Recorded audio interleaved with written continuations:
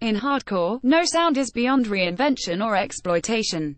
If a strain of commercial rock or underground metal existed at one point, the question is when, not if, a younger generation will retool it in some cramped, dank basement. Boston hardcore quintet Vane are another band of interpreters, though they don't draw from just one source. Their early material harkened back to the chaotic, pre-Jane Doe Converge, spazzing in technical bursts. Errorzone, their first length, adds vintage nu metal fragments to that bass, distorting them through the prism of technocratic dystopia. This approach makes Vane the most ambitious of their 1990s infatuated cohort, using well-worn styles to unlock a hidden terror instead of settling for nostalgia. Vane's appropriation of nu metal is effective because it's irreverent.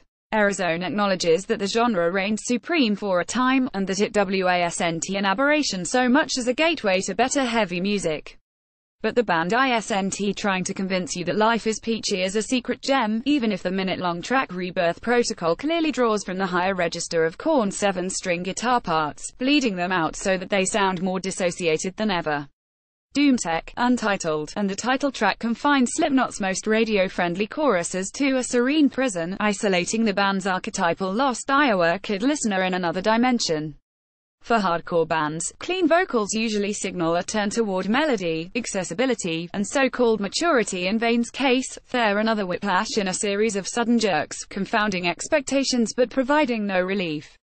Yesterday's active rock playlist is ripe to ransack and reconfigure as a vaguely familiar agent of disorder, transforming aggression that once soothed teen angst into something more destructive. Nu metal and 90s hardcore don't quite speak a common language, but blocky rhythms comprise their shared root words and enable communication.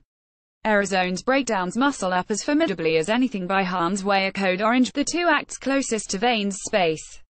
It's in these passages that Vane reassert themselves as a hardcore band, justifying their tinkering with history. Broken Glass Complexion concludes by merging brawn with scattershot drums and skronky guitar blasts, while Old Data in a Dead Machine ends with hammering down strokes that are divorced from groove yet brimming with their own determination. Vibrance shifts, not even 2 seconds into its runtime, to breakbeats, in Vane's most unexpected 90s excavation. Breakbeats in hardcore would have been game-changing 20 years ago, and they still sound subversive here. Like so many elements of the album, they too exist primarily to agitate, sharp turns on a proudly nah collection of songs.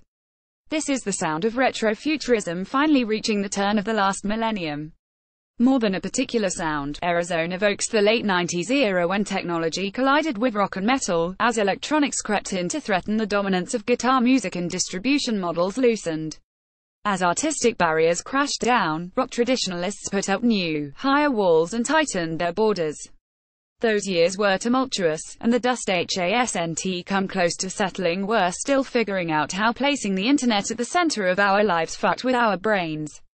Errorzone surfs this ongoing uncertainty. One of the most jarring sounds on the album is the sterile goodbye at the end of End Eternal, as if a rogue AOL free trial CD were shepherding you through a dystopian alternate reality. It's terrifying, sure, but that unease sets the tone for one of the year's most exhilarating heavy records.